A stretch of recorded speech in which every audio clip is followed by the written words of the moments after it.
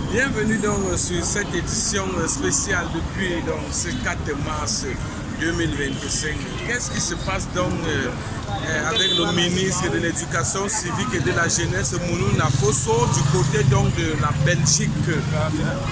Il faudrait donc retenir que la base anti-sardinale a donc décidé de nuire le ministre camerounais de M. Paul Biya. Qu'est-ce qui s'est donc passé? Nous avons donc contacté la base du côté donc de Belgique anti-sardinale.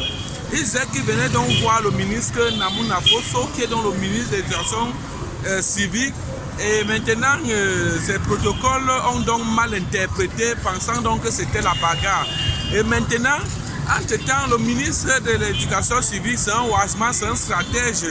Qu'est-ce qu'il a donc fait? Lorsqu'il a donc senti le danger, il a donc fait sacrifier l'un des médecins de la recherche scientifique qui était donc l'un des employés de M. Biya, qui se trouvait en Belgique pour poursuivre donc les recherches. Mes amis, nous sommes donc dans cette édition spéciale donc, de ce centre de production. Alors, vous avez donc suivi la vidéo de Steve Farr, comme vous le savez déjà. Alors, les rumeurs, donc, il a donc démenti qu'il n'a pas reçu 50 millions, qu'il n'a donc pas reçu 100 millions pour que la campagne électorale de la présidentielle. Hier, j'étais donc avec l'un des créateurs de contenu influenceurs qui se trouve donc du côté de l'exil de Rémi Ngono. Il nous organisait donc tout un direct en disant donc que Steve Farr a reçu 100 milliards de francs plutôt pour donc truquer la présidentielle donc de 2025. D'octobre 2025. Mes amis, comment vous pouvez donc croire à ce que Rémi Ngono dit? Je vous prends un exemple. 1 milliard est égal donc à 1000 millions. Et maintenant, lui dit que 100 milliards de francs, je dis bien 100 milliards de francs pour la campagne.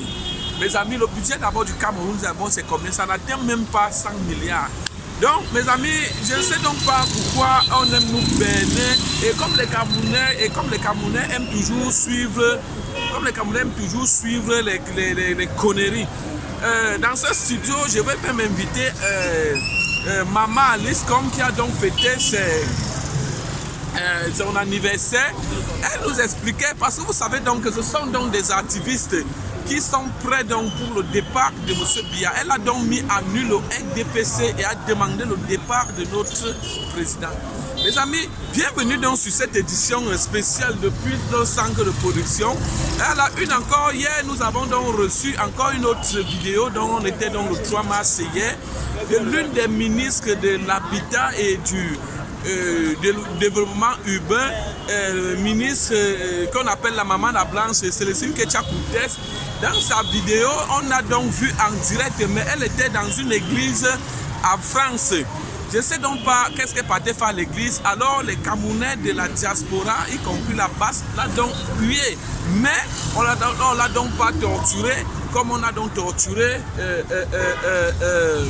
le médecin chercheur qui se trouvait donc de l'autre côté.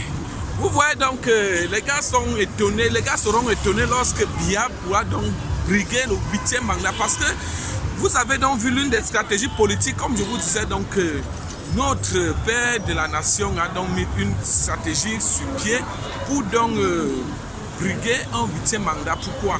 Vous avez vu les nouvelles cartes d'identité hier. Et les Camerounais, on a porté donc les Camerounais donc pour venir donc témoigner.